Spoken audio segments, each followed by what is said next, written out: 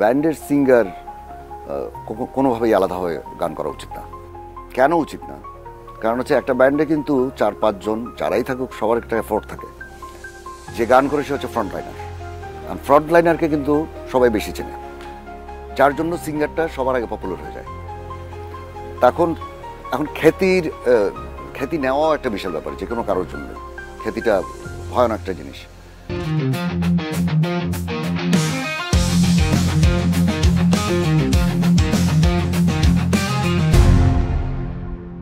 আমরা যখন শুরু করি মিউজিক, ওই সময়টা আমরা স্টার্ট করেছি, সুতরাং আমাদের ওই সময়টা আমাদের কাছে সবসময় বেটার সময় মনে হবে। আর তখনকার মিউজিকের পরিবেশ আর এখনকার মিউজিকের পরিবেশের মধ্যে অনেক ডিফারেন্সেস। বেসিক জায়গায় হচ্ছে তখন স্টুডিও বেসড রেকর্ডিং ছিল, এরকম বাসায় রেকর্ডিং ছিল না। তো ওইটা আমাদের একেবারেই যুদ্ধের সময় ছিল। তো ওই সময়টাকে আমি এখনও খুব মিস করি। আমি সোলসে জয়েন করি তখন হচ্ছে আমার একটা বন্ধু, আমার ক্লোজ ফ্রেন্ড, ও সোলসে তখন কিবোর্ড বাজাতো। সে আমেরিকাতে চলে যায়, ওই জায়গাটাতে আমি ওকে রিপ্লেস করি। তো তার আগে মূলত আমি বাচ্চুবের সাথে বাজাতাম, কিবোর্ড বাজাতাম, সেই সূত্রে জানাশোনা ছিল। আর আমি চট্টগ্রামের ছেলে, তো আমাদের সাথে তো জানাশোনা ছিল এই সবার সাথে, সবাই চিনতো, একে অপরকে চিনতাম। তা আমি যখন শুরু করি তখন আমাদের সাথে ছিল হচ্ছে কিবোর্ডে ছিল আজাদ, বেস গিটারে ছিল তানিম, আমি গিটারে ছিলাম, নাসিম ভাইয়ের গান গাইতো। আর তখনও পর্যন্ত শুরুর দিকে রনিদা আমাদের সাথে ড্রাম বাজিয়েছেন। পরে কিছুদিন পরে জুয়েল আমাদের সাথে ড্রাম বাজানো শুরু করে। ওইটাই আমাদের অনেকদিন লাইন আপ ছিল। জুয়েলকে হয়তো আপনারা চিনবেন, এখন ওর নাম হচ্ছে পান্থকানাই। 89-এর দিকে আমি জয়েন করি। আমি যখন জয়েন করি আমি কিবোর্ডিস্ট হিসেবে জয়েন করেছিলাম। তো আমার সাথে তখন লিড গিটারে ছিল বাচ্চু ভাই, আমি কিবোর্ড বাজাতাম। তপনদা তখন গান গাইতো মেইনলি, আর নাসিম ভাই ছিল ইংরেজি গান গাইতো। পরের দিকে তপনদা একবার চলে যায়, সোল ছেড়ে দেন উনি।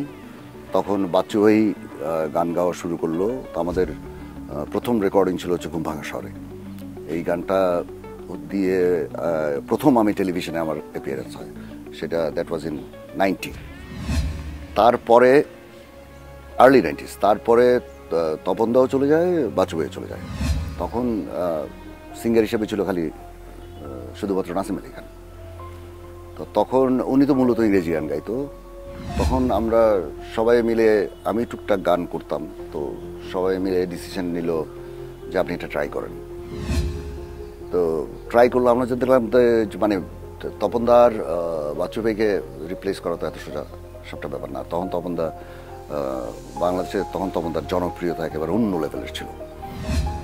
তো উনি যাওয়ার পরে যখন উনি করবেই না, তারপরে তখন আমি চেষ্টা করলাম যে ঠিক আছে আমি একটা গান করে দেখি। তখন টেলিভিশনে একটা প্রোগ্রাম হতো, ফিরোজ ভাই প্রোগ্রাম, সম্ভবত নাম হতো গীতি বিচিত্রা, লাইক দ্যাট। তো ওখানে একটা সোলজার একটা গান যাবে, ওরা ডিসাইড নিল, টেলিভিশন থেকে জানানো হলো যেরকম গান যাবে। তো যেহেতু তপনদা নেই, তো আমি ফিরোজ ভাইকে বললাম যে ঠিক আছে ফিরোজ ভাই, আমি কি ট্রাই করব? বলে তুই তো আসলে সেরকম জিনন সিঙ্গার তো কেউ না, এখন তোকে নিয়ে গান দেওয়া যাবে? আচ্ছা ঠিক আছে, তুই গান কর, গান করে আমাকে শোনা, তো আমার যদি পছন্দ হয় আমরা গানটা দিব। গান হলো, গান ওনাকে শোনালাম।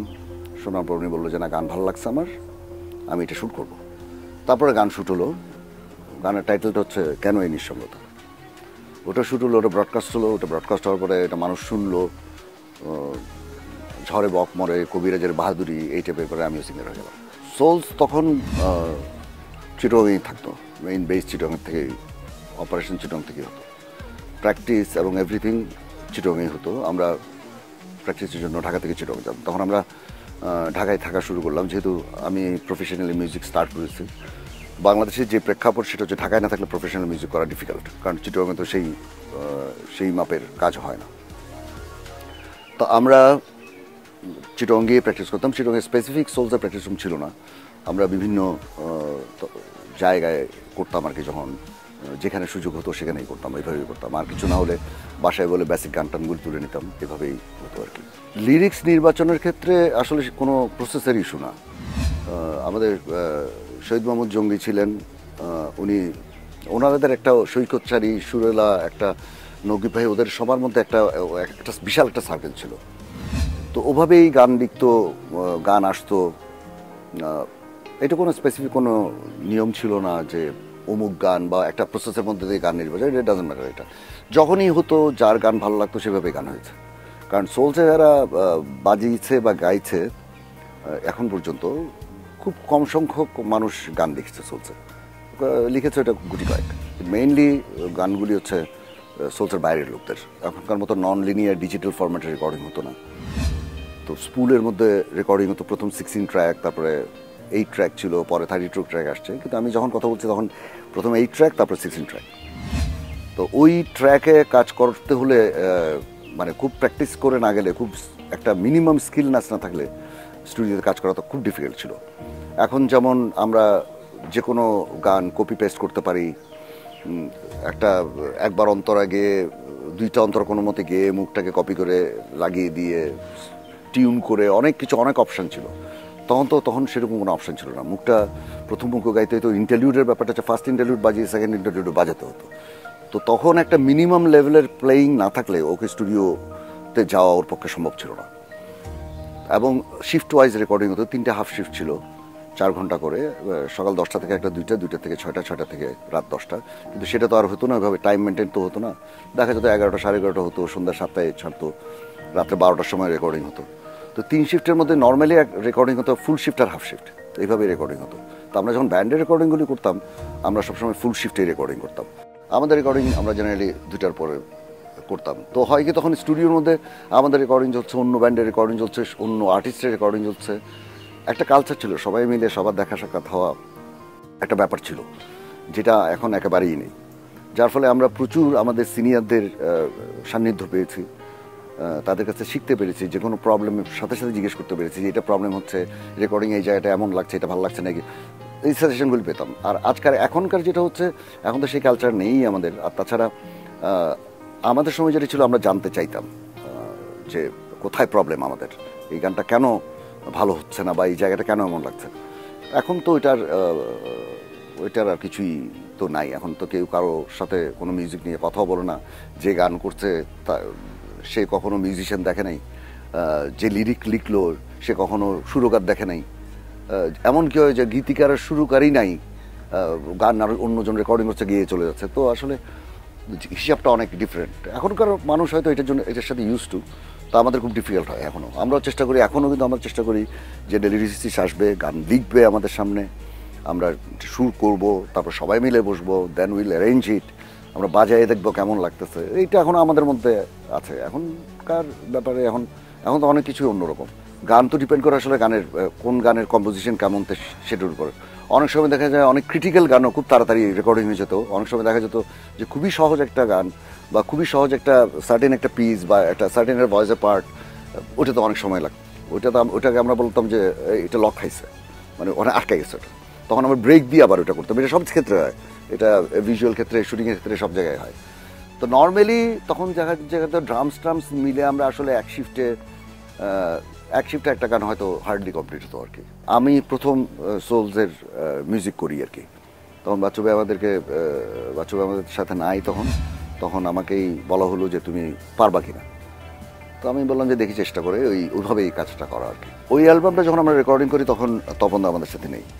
কেন এই নিঃসঙ্গতা গানটা একটু টেলিভিশনে আমাদের সোলো গান হিসেবে যায়। প্রথম গিয়েছিল হচ্ছে ব্যস্ততা আমাকে দেয় না অবসর, ওই অ্যালবামের 2টা গানই লিখে হচ্ছে কবির বকুলের। পরে আমরা যখন রেকর্ডিং করি, গান শুরু করলাম, তখন তো একটা সিস্টেম ছিল 12 অথবা 13টা গান করতে হতো আমাদেরকে গানের। কারণ টেপের একটা হিসাব ছিল যে কতটুকু টেপ ফাঁকা থাকলে বি সাইডের গানটা ঠিক ওখান থেকে বাজবে, কারণ বোথ সাইড রেকর্ডিং হতো। তো ওটা টেপটা ফিল করার একটা হিসাব ছিল। তো আজ দিন কাটুক গানে অ্যালবামটার নাম হয় তার কারণ হচ্ছে 12টা গানের পরে আমাদের একটু জায়গা ছিল, মানে অলমোস্ট 4 মিনিটস আমাদের টেপের মধ্যে খালি ছিল। তখন ইনস্ট্যান্ট বসে ওই গানটা লেখা হয় এবং ওই টাইটেল ট্র্যাক, যেহেতু টাইটেল ট্র্যাকের উপরেই গানটা লেখা হয়। এবং আমাদের এই গানগুলি হওয়ার পরে, তখন কিন্তু আগে গান হতো, গান হওয়ার পরে অ্যালবামের নাম দেওয়া হতো।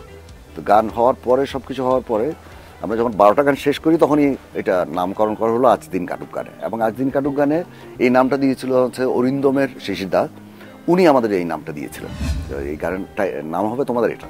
তবে যখন আমাদের টাইমে শর্ট হলো টেপের মধ্যে, তখন আমরা ওই টাইটেল দিয়ে আমরা একটা গান করি, আজিলি গান গান। তখন সিস্টেমটা ছিল হচ্ছে আমরা প্রডিউসার ছিল, প্রোডাকশন কোম্পানি ছিল, তাদের সাথে আগে একটা বেসিক কথা হতো, তারপরে তাদের সাথে একটা তার বাজার দর, তার মার্কেটে তার অবস্থান দেখে বা তার একটা দুটা গানের ডেমো শুনে প্রডিউসার ডিসিশন নিতে যে ওই অ্যালবামটা করবে কিনা, সেভাবে এই কাজটা হতো তখন। মানে নিজেদের টাকা দিয়ে রেকর্ডিং তখন আমরা কখনোই পুরো অ্যালবাম করতে পারিও নাই, তখন সেই অর্থবলও আমাদের ছিল না। মিক্সড অ্যালবামটা হচ্ছে, মিক্সড অ্যালবামে গান করেছি আসলে, মিক্সড অ্যালবামে গান করলে কিছু টাকা পাওয়া যেত, এই জন্যই করা, এছাড়া আর কোনো আমার কাছে অ্যাটলিস্ট কোনো রিজন নাই। যদিও মিক্সড অ্যালবামে আমার বেশ কিছু ভালো গান বেরিয়েছে, কিন্তু মিক্সড অ্যালবাম আমরা করতাম হচ্ছে ঠিক আছে সব কিছুর বাইরে আরেকটা টাকা পাওয়া গেলো, একটা গান হলো একটা টাকা পাওয়া গেলো, এইটাই ছিল মেইন আমাদের ফোকাস ছিল ওখানটা। এখন যেটা হয়, বাংলাদেশের কথা যদি বলি তাহলে তো অনেকের কাছে শুনতে হয়তো ভালো লাগবে না, কারণ হচ্ছে ব্যান্ড যখন করে, এটা যখন ব্যান্ডের হিসাব যখন হয়, তখন আমি নিজেও চাই বা আমি নিজেও মানে এটাতে বিশ্বাস করি যে ব্যান্ডের সিঙ্গার কোনোভাবেই আলাদা হয়ে গান করা উচিত না। কেন উচিত না? কারণ হচ্ছে একটা ব্যান্ডে কিন্তু 4-5 জন যারাই থাকুক সবার একটা এফোর্ট থাকে। যে গান করে সে হচ্ছে ফ্রন্টলাইনার, আর ফ্রন্টলাইনারকে কিন্তু সবাই বেশি চেনে, যার জন্য সিঙ্গারটা সবার আগে পপুলার হয়ে যায়। এখন খ্যাতি নেওয়াও একটা বিশাল ব্যাপার, যে কোনো কারোর জন্য খ্যাতিটা ভয়ানক একটা জিনিস। তো যেটা হয়, সে যদি ব্যান্ড থেকে আলাদা হয়ে গিয়ে সে যদি মিক্স অ্যালবামে গান বা সে যদি সোলো ক্যারিয়ার করে, তাহলে তো ব্যান্ড ক্ষতিগ্রস্ত হবেই, এটা নিয়ে কোনো দ্বিমত নাই। সেক্ষেত্রে আমি যেটা করেছিলাম, আমি কখনো সোলো অ্যালবাম করিনি, আই নেভার ডিড, কখনোই না। আমার বেশ ভালোই অফার ছিল তখন, অনেক আমি যদি রিগার্ডিং আমি ফিনান্সিয়াল ইস্যুস বলি, ওই সময়কার আমার অনেক টাকা আমি পেতাম যদি আমি করতাম, এবং আমার গান করার জন্য অনেকেই ছিল যে না একটা অ্যালবাম করি, সোলো অ্যালবাম করি, কিন্তু আমি করি নেই। আমার ধারণা ছিল, আমি যেটা বিশ্বাস করি সেটা হচ্ছে একটা এমনিতেই তো আমি যখন গান গাই, আমি এখন সোলসের আমিই গান গাই, আমি তো আমার পরিচিতিটা আমি পেয়েছি, আমার যেটা আমার প্রাপ্য তো আসলে অন্যজন চাইতে বেশি, সেখানে একটু নিজেকে সামলাতে দোষটা কোথায়। একটা সময় তো প্রথমটা টেপ মানে ক্যাসেট বেরোতো, অ্যালবামের নাম হতো, ওটা খুব ঘটা করে অনেক সময় কেউ উদ্বোধন করতো, কেউ ঘটা করে উদ্বোধন করতো না, সেটা হচ্ছে ডিপেন্ড করে হচ্ছে কে কীরকম চায় তার ইয়েটা। তো পরের দিকে তো আস্তে আস্তে টেপটা তো অ্যাবসলিউট হয়ে গেল, পরে সিডি আসলো, সিডিতে বেরোলো, তারপর তো এখন তো অনলাইন প্ল্যাটফর্মে চলে গেছে। এমন জিনিসটা এটা আমাদের জন্য তো নতুন কিছু না, এটা সারা দুনিয়াতে এইভাবে যাচ্ছে। প্রথাগত টেপ এখন আর রেকর্ডিং হয় না, টেপ কেউ নাইও, ক্যাসেট প্লেয়ার এখন তো কোথাও খুঁজেও পাওয়া যায় না। অ্যালবামের কালচারটা আমাদের দেশে তারপর থেকে অ্যালবাম জিনিসটা একেবারেই একদম নাই হয়ে গেল।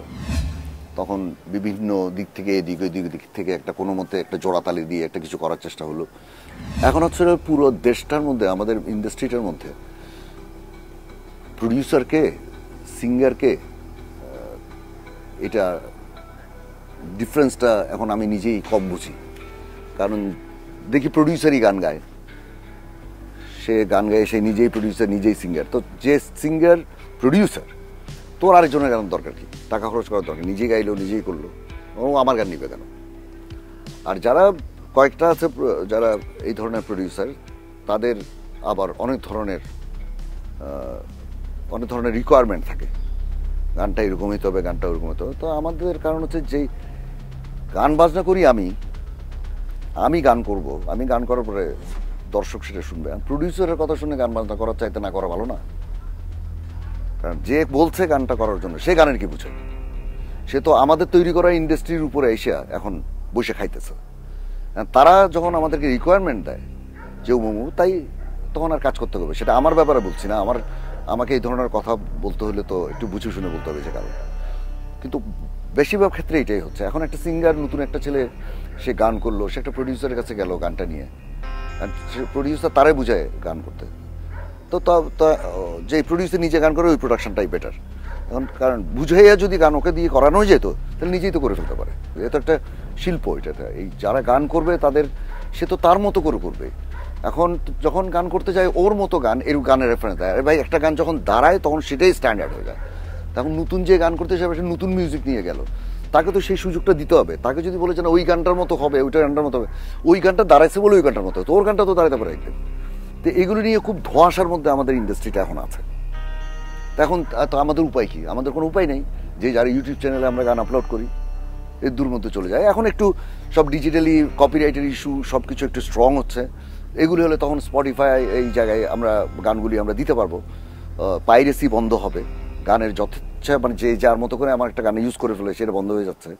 এখন হয়তো কিছুটা বেটার হবে, মানে আগের চাইতে কিছুটা একটু স্বস্তি আসছে আর কি। তো এটা আরও একটু বেটার হবে যখন কপিরাইট আর আর্টিস্টদের রাইটটা যখন আর একটু সিকিওর হবে, তখন কাজ হবে আবার। এটা আমার বিশ্বাস। কারণ আমি নিজেই বিশ্বাস করি বাংলাদেশে আমি আমার পরের জেনারেশনকে দেখেছি, তারপরের জেনারেশনকে দেখেছি, they are brilliant, they are good musicians, তাদের অ্যারেঞ্জমেন্ট আমাদের চাইতেও অনেক বেটার। তো ওদের গান, আমাদের গান যদি মার্কেটে একসময় শুনেছে বা এখনও শুনছে, ওদের গান শুনবে না কেন? সেই সুযোগটা তো ওদেরকে দিতে হবে। তাই প্রডিউসার যারা, তাদেরকে বলবো একটা, আপনারা আপনার যে কাজ করতে আসে নতুন ছেলেকে তার মিউজিকটাকে একটু, তার মিউজিকটা নিয়ে তাকে দাঁড়ানোর সুযোগ দেন। আপনার মিউজিক দিয়ে দাঁড়ানোর সুযোগ দিলে তো সেটা হবে না, সেটা হয়ও না। আমরা 2004-05 দিকে আমরা মানে সামহাও সব মিলিয়ে ওই সময়টা একটু ব্যান্ডগুলির জন্য একটু খারাপ সময় যাচ্ছিল। আর মানুষের তো ব্যক্তিগত সমস্যা থাকে, অনেক অনেক কিছুই থাকে। তখন আমরা একটু ডাউনই ছিলাম মোটামুটি। আমরা মার্কেট থেকে প্রায় মানে ছিলামই না, শোটও হতো না, সব মিলে আমাদের প্লেয়ারও চলে গেছিলো এদিক ওদিক। তো সব মিলিয়ে আমাদের একটু আমরা ডাউন ছিলাম। তারপরে একদিন আমরা, তখন আমাদের বেসিস্ট চেঞ্জ, মানে মবিন ছিল, রেকর্ডিং করতো আমাদের। মবিন বললো যে ঠিক আছে, আমি আপনাদের সাথে বেসে হেল্প করবো, চলো না একবার আমরা সোলসটা ট্রাই করি। এই বলে আমরা শুরু করলাম। আমরা we practised about like 6 months একদম কন্টিনিউয়াসলি এভরি ডে। তারপরে যখন মোটামুটি একটা সাইজ দাঁড়ালো আমাদের নিজেদের, তখন আমরা একদিন বাচ্চু ভাইয়ের কাছে গেলাম। তো বাচ্চু ভাই সবসময় আমাকে বলতো যে শোটো করিস না, তোরা এবার মিউজিক ছেড়ে দিলে হবে নাকি, এটা হ্যান ত্যান। তখন একটু আমি নাটক টাটকও করতাম, তো সামহাও তখন একটা ইয়ের মধ্যে ছিলাম। তারপরে বাচ্চু ভাইয়ের কাছে গেলাম, বাচ্চু ভাইয়ের কাছে গিয়ে বললাম যে দেখেন বাচ্চু ভাই, এরকম আমরা আরেকবার শো করবো ভাবছি। তো বাচ্চু ভাই তো খুশি হয়ে গেল, বলে ভেরি গুড, শো কর। তখন বাচ্চু ভাইয়ের সামনে কতগুলি ছেলে পেলে বসেছিল ঢাকা মেডিকেল কলেজের। তো বলছে আমি তো তার 4-5 দিন পরে ওনার শো, বলছে আমি তো 4-5 দিন পরে শো করবো ঢাকা মেডিকেলে, তুই একটা কাজ কর, তুই আমার আগে বাজা। আমি বললাম যে বাচ্চা ভাই বাজাও মানে? বলে তুই আমাদের আগে বাজা, আমাদের আগে 8 ঘন্টা বাজা, হাফ অ্যান আওয়ার বাজা, তাহলে ডাকটা কি হয়, আমরা তো শো করছি, আমি তো আছি, বিশ্ব তোরা বাজা। তোরা আমাদের সামনে বাচ্চা ভাই ওদেরকে বলে দিল যে সোজ বাজাবে আমার আগে 30 মিনিট, পেমেন্ট তো নাই। তাহলে ঠিক আছে, পেমেন্ট নাই, তাও করতে রাখি, কারণ আমরা অনেক দিন গ্যাপ তখন। তারপর আমরা গেলাম ঢাকা মেডিকেল কলেজে, বাজালাম আমরা 30 মিনিট। তো বাচ্চু ভাইয়ের টাকা থেকে আমাদেরকে কিছু টাকা দিল। সেটা আমাদের ইনফ্যাক্ট তখন আমাদের শোটা ওই দিন খুব ভালো হয়েছিল। এরপর থেকে আমরা আবার রোল শুরু হলো, এইটা অ্যারাউন্ড 2005 and 2006। এরপর থেকে আমরা আবার ওই শো করার পর থেকে মূলত আমরা আবার রোল শুরু করলাম, আবার আমরা শো করা শুরু করলাম। করতে আমরা বছর খানিকের মধ্যে আমরা একটা সাইজে চলে আসছি। কারণ একটা মিউজিশিয়ান বা একটা ব্যান্ডের সবচেয়ে মেইন জায়গাটা হচ্ছে কিন্তু স্টেজ। কারণ স্টেজে যখন গান করি বা স্টেজে যখন পারফর্ম করি, তখন আমার কোনটা ভালো বা আমার কোনটা খারাপ, আমাকে কেমন নিল মানুষ, ওটা কিন্তু সঙ্গে সঙ্গে দেখতে পাই। কিন্তু যেটা রেকর্ডেড গান যখন যায়, সেটা মানুষ শোনে, সেটা শুনে সে ফ্যান হয়, সে কিছু কিছু সময় পেপার পত্রিকার মাধ্যমে জানি, কীভাবে অন্যভাবে জানি, সেটা অন্য কথা। কিন্তু যখন স্টেজে যাই তখন তো একদম মানে হেড টু হেড সামনে আমরা দেখছি যে কেমন হচ্ছে আমাদের প্রতিটা কথার, প্রতিটা গানের লাইনের একটা ইন্ডিভিজুয়াল কিবোর্ডের সোলো, গিটারের সোলো। তো স্টেজই হচ্ছে স্টেজ। কিন্তু যে কোনো পারফর্মার, সেটা যেই মিডিয়ারই হোক না কেন, যেখানকারই হোক না কেন, সবসময় কিন্তু স্টেজ সবার কাছে কিন্তু প্রেফারেবল। পৃথিবীতে সব ব্যান্ডেই কিন্তু ভাঙা গড়া আছে, সেটা কেউ হয়তো বেছে নেই বলে হয়তো রিপ্লেস হয় অন্যজন, বা কেউ হয়তো অনেক কারণেই চলে যায়। কারণ 4-5টা মানুষ একসাথে থাকা এতটা সময় ধরে, তারপর খ্যাতি, ইগোইস্টিক ইস্যুসগুলি, এগুলি থাকেই, এগুলি সারা পৃথিবীতে আছে, আমাদের এখানেও আছে। আমার ব্যান্ডে তো 2জন বাংলাদেশের একেবারে 2জন খুব প্রমিনেন্ট 2জন মানুষ ছিলেন, একজন হচ্ছে বাচ্চু ভাই, একজন তপন দা। ওরা ইন্ডাস্ট্রির অনেক কিছু। তো ওরা যাওয়ার পরে আমরা চেষ্টা করেছি, আমরা কতটুকু সাকসেসফুল হয়েছে জানি না, কিন্তু আমরা চেষ্টা করেছি। যখন নকিব ভাই যখন চলে যায় সোলস থেকে, মন শুধু মন ছুঁচে মুখরিত জীবন, নদী এতে সে পথ, এই গানগুলি পুতুলের মতো সাজিয়ে নকিব ভাই চলে যাওয়ার পরে কিন্তু পরবর্তীতে কিন্তু বাচ্চু ভাই হাল ধরেছে, ঘুরে গেল জিনিসটা, ঘুরে চললো জিনিসটা। তারপর ওরা যাওয়ার পরে আমি একটা চেষ্টা করলাম, ঘুরলো। সবসময় যে ঘুরবে, সবসময় যে ঘুরবে এটা তো হয় না, মাঝে মধ্যে ঘুরে ঘুরে ঘুরে যায় আর কি। যেমন ওয়ারফেজে অনেক সিঙ্গার, ওদের লিড সিঙ্গার চেঞ্জ হয়েছে, কিন্তু ওয়ারফেজ তো ঘুরছে। এটা কিছু ক্ষেত্রে ঘোরে, কিছু ক্ষেত্রে ঘোরে না, এটা বলা খুব মুশকিল। আমরা এটা বলেছিলাম, আমাদের কাজও চলছে, কিন্তু যেটা হচ্ছে দেশের পলিটিক্যাল সিচুয়েশনটা তো আমরা গত কয়েক বছরে খুব আপস অ্যান্ড ডাউনস দেখেছি। তো আমরা গান রেকর্ডিং করেছি, আমাদের অলমোস্ট 17-18টা গান আমাদের রেডি আছে। তো আমরা একটু দেশের সিচুয়েশন ঠিক হোক, সব কিছু ঠিক হোক, তারপরে ছাড়বো গানগুলি। তো কিন্তু আমরা 50টা গান করবোই, এটা ট্রু। বাচ্চু ভাই নাই, তারপরে শাফিন ভাই গেল গিয়ে, আমাদের জুয়েল তো আমার জুনিয়র, জুয়েল চলে গেল, ইশতিয়াক ভাই চলে গেল, একটা বাংলাদেশের একটা গ্রেট মিউজিশিয়ান, উনি সিঙ্গার বটেই, ওনাকে সবাই তো গায়ক হিসেবে জানে, উনি একটা গ্রেট মিউজিশিয়ান। তো যেতে তো হবেই সবার, আগে চলে যাওয়াটা দুঃখজনক, আমাদেরও যেতে হবে। আমরা যাব, আমাদের পরে আরেকজন আসবে, তারপরে আরেকজন আসবে, এভাবেই তো পৃথিবীটা চলে, এটাই পৃথিবীর নিয়ম।